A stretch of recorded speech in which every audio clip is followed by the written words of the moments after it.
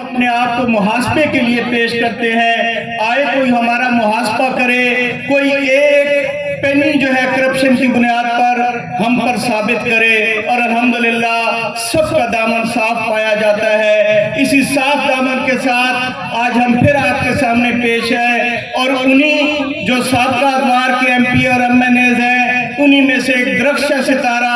اللہ کریم انہیں کروٹ کروٹ جنت نصیب کرے۔ ہمارے علاقے کے ایم پی اے اور 2 دفعہ M P A captain doctor Muhammad Rafiq sahib آج انہی کے فرزند پھر آپ کے لیے اذان بلند کرنے آئے ہیں، پھر امامت کا فریضہ انجام دینے کے لیے آپ کے سامنے آئے ہیں۔ نگاہ بلند سخن دل نواز جاں پرسوز، نگاہ بلند سخن دل نواز جاں پرسوز، یہی ہے رخت سفر میر کارواں کے لیے۔ آپ کے میر کارواں، میرے میر کارواں، ترازو کے انتخابی نشان کے ساتھ آپ کی بھرپور تعلیم کے گونج میں ڈاکٹر ضیاء اللہ ملک۔ کوہرام مچالا چاروں میں، ایک لرزش جسم و جان میں ہے، تبدیلی گر ارمان میں ہے، حل صرف جماعت اسلامی۔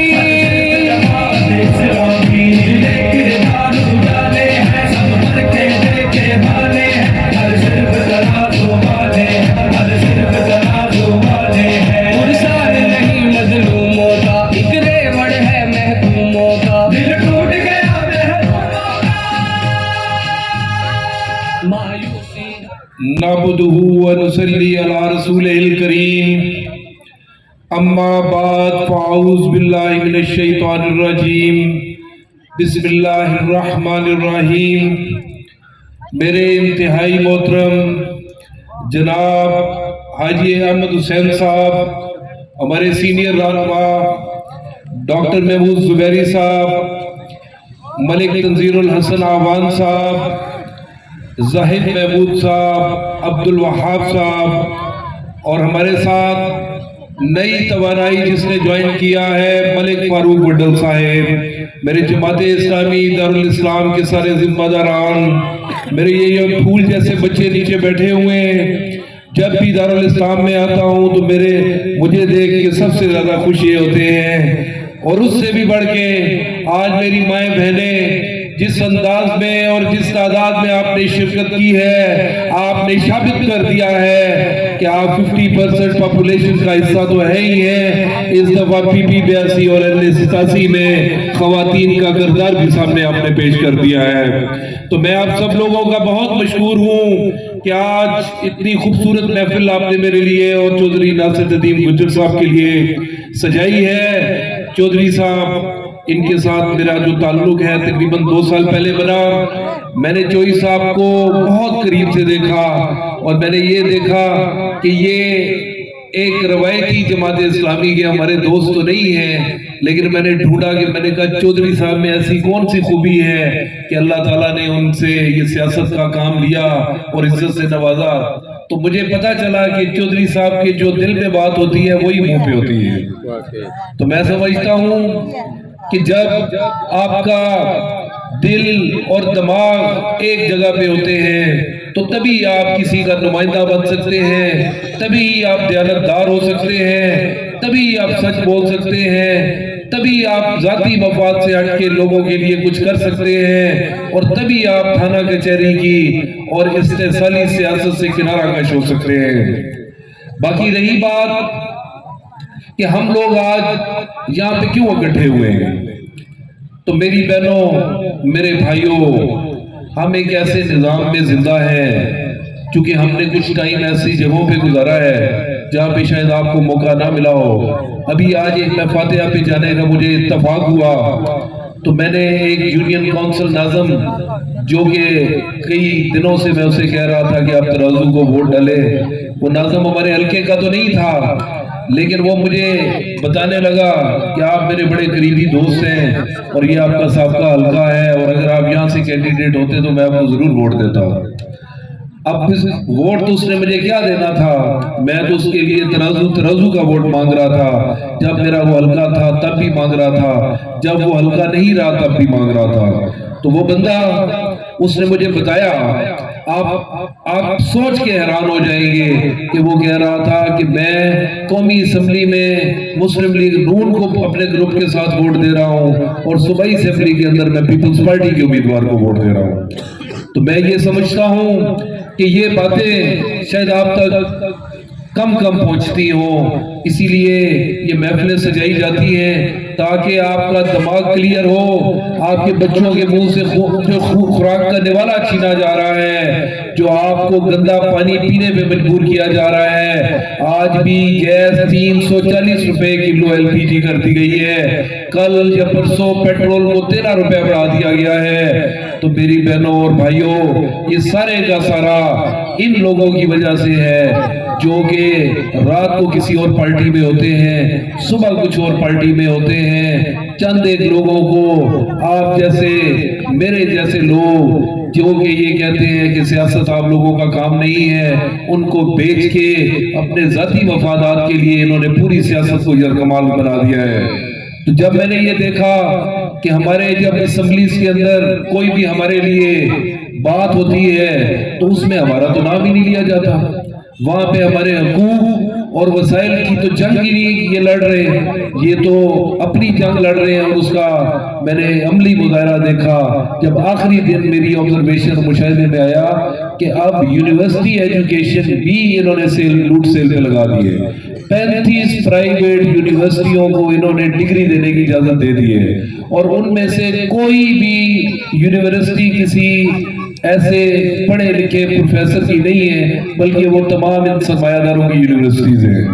اس کے علاوہ میں کیا بات کروں کہ ہم کن حالات میں رہ رہے ہیں۔ میرا بچپن جوراباد میں گزرا۔ جوراباد ایک بہت ہی خوبصورت جگہ ہوا کرتی تھی۔ جب 6ٹھی 7ویں 8ویں میں جوراباد میں مسلم اسکالر ہائی اسکول میں نے تعلیم حاصل کی، تو میں دیکھتا تھا کہ ہم بہت اچھے ایک ماحول کے اندر ہم آتے تھے، اور جب خوشاب جاتے تھے تو ہمیں لگتا تھا کہ ہم کسی گاؤں میں جا رہے ہیں۔ لیکن میں دیکھتا ہوں کہ جوراباد کے بھی حالات بگڑ چکے ہیں، چونکہ آبادیاں بڑھ گئیں، یہ ناہنجار، یہ نااہل حکمران آپ کے سروں پہ بٹھا دیے گئے۔ مجھے تو یہ سمجھ نہیں آتا، یہ سیاست، یہ جو خدمت کے ساتھ منسلک شعبہ ہے، یہ جو عوامی رائے کے ساتھ، یہ کوئی بادشاہ تھوڑی ہے کہ آپ کی فیملیز کو یہ دی جائے۔ میرے بھائیوں، اسلامک ریپبلک اس اسٹیٹ کو کہتے ہیں جس کے اندر آپ کے حقوق کے لیے ایک اسمبلی بنتی ہے، اور وہ لوگ جو آپ کا ووٹ لے کے وہاں پہ پہنچتے ہیں، صبح سے لے کے شام تک وہ آپ کے لیے، آپ کے مسائل کے لیے بولتے ہیں، پھر جا کے آپ کے مسائل یہ جو گورنمنٹ ہوتی ہے یہ آپ کو دیتی ہے۔ خوشاب کے حالات دیکھیں تو میرے بہن بھائی جو خوشاب سے آئے ہیں، پینے کا پانی تو درکنار، پانی وہاں پہ اویلیبل نہیں ہے۔ آج بھی ہر انسان خوشاب نامی شہر کے اندر اپنے پانی کے کنٹینر اٹھا کے وہ پانی پی رہا ہے۔ تعفن زدہ ماحول بن چکا ہے، نالیاں جو ہیں بلاک ہیں، سیوریج کا انتظام کرنا تو دور کی بات، سیوریج کی صفائی کا انتظام نہیں ہے۔ جو بھی آپ کے وہاں پہ ورکر ہیں ان کی تنخواہیں نہیں دی جاتی، وہ تنخواہ نہیں دیتے تو ہڑتال کر دیتے ہیں۔ آپ مجھے بتائیں 15-20 ہزار تنخواہ بھی اگر کوئی بلدیہ نہیں دے سکتی تو یہ کوئی حکومت ہے؟ تو میرے بہنوں اور بھائیوں، حکومت اس وقت ختم ہو چکی ہے، اور حکومت کا ایک ہی کام ہوتا ہے کہ اس نے اپنے عوام کو، اپنے بچوں کو، اپنی خواتین کو اپنی اپنی جگہ پہ ان کے آئینی حقوق میسر کرنے ہوتے ہیں، اور وہ حقوق روٹی کپڑا نہیں ہے، وہ تو آپ صبح سے شام تک محنت کر کے کر لیتے ہیں۔ آپ کے آئینی حقوق، آپ کی اچھی تعلیم کی سہولتیں ہیں، آپ کے آئینی حقوق میں آپ کو اچھا امن امان چاہیے، آپ کے آئینی حقوق میں آپ کو یہ ڈر نہ ہو کہ میری جو عمر ہے وہ 50 سال کو کراس کر گئی ہے، اگر میں بیمار ہو گیا تو میں کیسے علاج کرواؤں گا، میں بچوں پہ بوجھ تو نہیں بنوں گا۔ اگر آپ کہ بچے ہیں تو آپ کو یہ ڈر نہیں ہونا چاہیے، یہ پریشانی نہ ہو کہ اگر یہ یونیورسٹی میں پہنچتے ہیں تو انہیں کوئی ویلفیئر ایجوکیشن فنڈ نہیں ملے گا۔ آپ شرم اور منہ لپیٹ کے گھر میں داخل نہ ہوں، آپ کے گھروں کے اندر گوشت بھی پکے،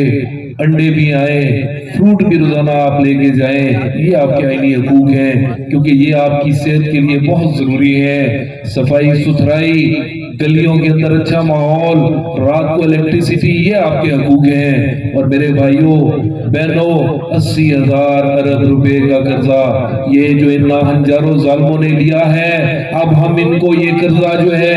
ان کی جہاں جہاں تجوریاں بھری ہوئی ہیں، انشاءاللہ تعالیٰ سراج الحق صاحب کی قیادت میں وہ مرد درویش، مرد کلندر جو ان کے درمیان میں رہا لیکن اس کی سادگی کا معیار ہم سب اس کے شواہد موجود ہیں۔ یہاں تک کہ سپریم کورٹ نے کہہ دیا کہ اگر کوئی بندہ آرٹیکل 62 پہ پورا اترتا ہے تو وہ سراج الحق ہے۔ اور ان کی قیادت میں جب یہ سارا ماحول میں نے دیکھا تو میری 21ویں گریڈ کی نوکری تھی، میرے گھر کے کچھ فیملی ممبر یہاں پہ موجود ہیں، کئیوں کو بہت پریشانی ہوئی کہ ڈاکٹر صاحب 2.25 لاکھ روپے تنخواہ لے رہے تھے، اب یہ گھر کیسے چلے گا، اب بچوں کے باقی معاملات کیسے چلیں گے۔ تو الحمدللہ میں آپ کو یہ بتانا چاہتا ہوں، میرے بچے بھی یہاں پہ موجود ہیں، یہ کوئی بہت لمبا ڈیسیجن نہیں تھا، اس سسٹم کے ساتھ لڑنے کا میں نے سوچا، اور لڑنے کے لیے اگر مجھے کوئی فورم نظر آیا تو وہ صرف اور صرف اسمبلی کا فورم تھا۔ میں نے دل میں یہ ضرور ٹھانی کہ اس فورم پہ میں اپنا کردار ادا کروں گا۔ شاید یہ میرے دل کی بات تھی کہ میرے جماعت اسلامی کے تمام رہنما ان کے دل تک یہ دستک ہوئی، اور انہوں نے مجھے آگے کہا کہ آپ ڈاکٹر کیپٹن رفیق صاحب کے بیٹے ہیں، آپ کا ایک سارا پہلے سے تعارف موجود ہے، آپ کی خود ڈاکٹر کی خدمات ہے، تو آپ آئیں اور آپ الیکشن میں جماعت اسلامی کی طرف سے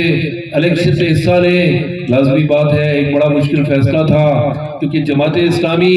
ہماری ایک ایسی منظم، ایک ایسی جماعت ہے جس کے اندر آپ کو بہت ڈسپلن کے ساتھ چلنا پڑتا ہے۔ تو سچ بات میں آپ کو بتا رہا ہوں، شروع میں بڑا پریشان ہوا کہ کیسے ہم لوگ اس سارے معاملے کو لے کے چلیں گے، لیکن پھر مجھے چودھری ناصر ندیم گجر صاحب نظر آ گئے جن کو جماعت اسلامی نے محبتوں سے نوازا کہ اگر چودھری صاحب جماعت اسلامی کے ساتھ اتنے لائن ہو گئے ہیں تو مجھے بھی انشاءاللہ تعالی جماعت اسلامی کے تمام کارکنان اور اراکین کی محبتیں ملیں گی۔ الحمدللہ میں جماعت کے سارے جو لٹریچر ہے اس سے آگاہ ہوں، میں نے پڑھا ہوا ہے، ابھی رکن جماعت تو نہیں ہوں، لیکن چونکہ نوکری میرا تو فوراً جماعت کے دوستوں کے ساتھ گھلنا ملنا تھوڑا سا یہ ایک سوچ کے لیے ایک نئی چیز تھا، لیکن الحمدللہ میں آپ کو صحیح بتا رہا ہوں، میری تمام غلط فہمیاں آہستہ آہستہ دور ہوتی چلی گئیں۔ مجھے یہ لگا کہ میں ابھی تک جماعت اسلامی کے ساتھ اتنا وہ جو والد صاحب کا جو گیپ آیا تھا وہ کیوں آیا، اور میں اپنے پورے دل و دماغ کے ساتھ اس تحریک کا حصہ بن گیا، اور پھر آج میں آپ کے سامنے ہوں، پھر میں نے پیچھے مڑ کے نہیں دیکھا، اور آج میں دیکھتا ہوں کہ میری پوری جماعت میری پشت پہ کھڑی ہے۔ نعرہ تکبیر، نعرہ تکبیر، گجر ساڈا، گجر ساڈا، ڈاکٹر ساڈا، گجر ساڈا، ڈاکٹر ساڈا، گجر ساڈا، ڈاکٹر ساڈا۔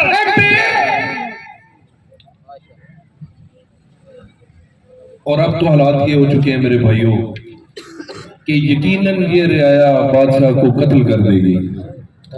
کیونکہ مسلسل جب سے محسن دلوں میں ڈر نہیں رہتے، اور تو کیوں بے دخل کرتا ہے مکینوں کو مکانوں سے، دہشت گرد بن جاتا ہے جس کے گھر نہیں رہتے، اور جھکا دے گا تیری گردن کو یہ خیرات کا پتھر،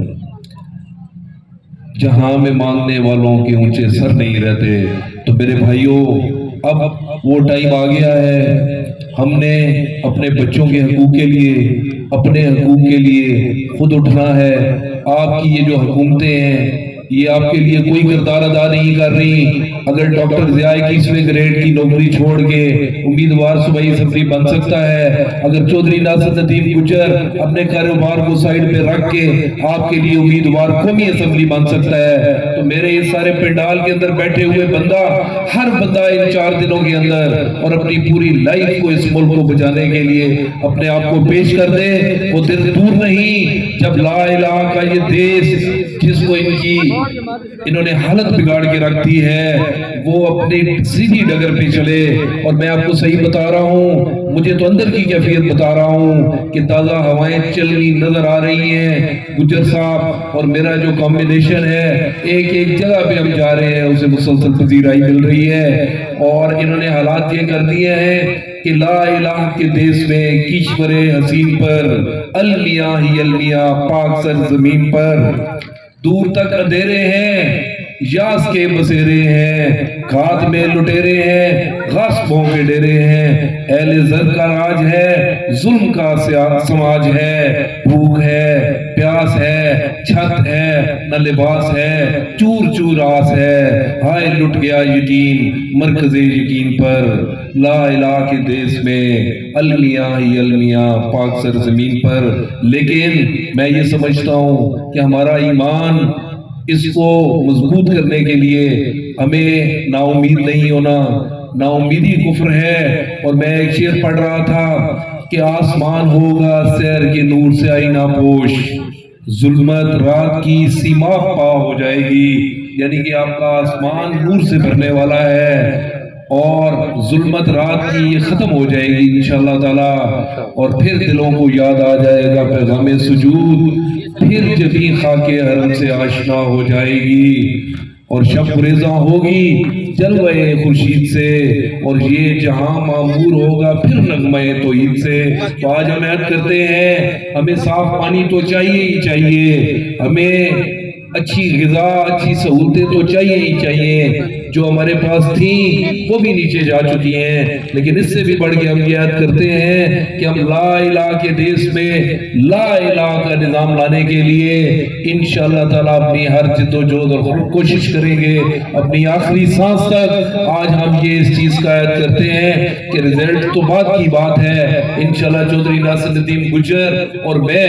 آپ کے ساتھ اس چیز کا وعدہ کرتے ہیں کہ ہم جماعت اسلامی کے فورم کے ساتھ ہی اٹیچ رہیں گے ہم انشاءاللہ تعالیٰ اپنی ساری زندگی انشاءاللہ ڈیڈیکیٹ کریں گے آپ کی خدمت کے لیے آپ کے اعتماد پہ پورا اترنے کی پوری کوشش کریں گے اور آپ سے یہ میں درخواست کرتا ہوں کہ جلسہ تو جلسہ ہے میری بہنیں آئی بیٹھی ہیں بڑی تعداد میں اگر آپ سمجھتے ہیں چوروں لٹیروں کو آپ گھر بھیجنا ہے انشاءاللہ تعالیٰ 9 فروری کا جو سورج ہے وہ طلوع ہوگا آپ کے آئینی حقوق کی بالی سے اللہ تعالیٰ ہم سب کا حامی و ناصر ہو اور ہم پہ اپنا خاص رحمت اور فضل ہم پہ کرے اور ہم اپنے اس مقصد کو حاصل کرنے میں کامیاب ہو جائے اگر نہ بھی ہوئے تو انشاءاللہ یہ سمت اسی سمت پہ چلتے رہیں گے اب کبھی آپ کو ایسا نہیں لگے گا کہ ہم آپ کی کسی بھی فورم پہ نمائندگی نہیں کر رہے واخر دعوانا الحمدللہ رب العالمین